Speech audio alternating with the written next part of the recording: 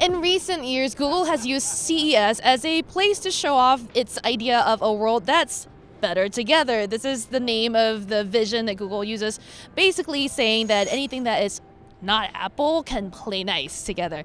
This year at CES 2023, the company announced some updates, including a recap of how Better Together has fared and progressed recently. Plus, made two new announcements. One is partnering with Spotify to build Spotify Connect tools into the Android UI. And secondly, it previewed something called ambient suggestions or notifications. And the idea is that, say you just entered your home and you've been playing music on your headphones, you step into your doorway and you're getting off your coats and stuff. This Google Assistant will say, hey, usually you're going to sit on the couch after this. You want to move your music over to your smart home speaker in there. We checked out kind of a very controlled demo. It didn't seem to actually be working, and we were told this is a future feature that is coming. No word yet on timing, but it's interesting to see. Normally, Google has one of the more fun booths at CES too. One year they did a sort of roller coaster ride, another there was just like big ball pits everywhere. This year feels a little tame by comparison. What was most exciting, at least to me, were the two luxury cars that were here at the booth, showing off two different things. One was the Volvo EX90 with Google built in, and the other was a BMW i7 with a new version of Android Auto that was first announced at Google I/O last year.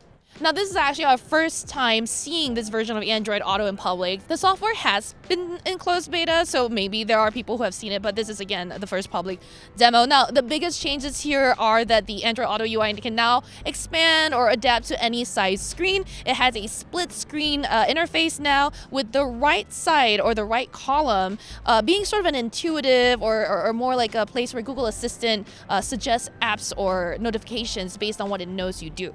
In our demo, we saw most of the time it was taken up by Spotify, because who doesn't want to look at their jams while they're driving on a 6-hour-long road trip? But you can swipe from the right to get a list of suggested playlists if you're tired of your songs.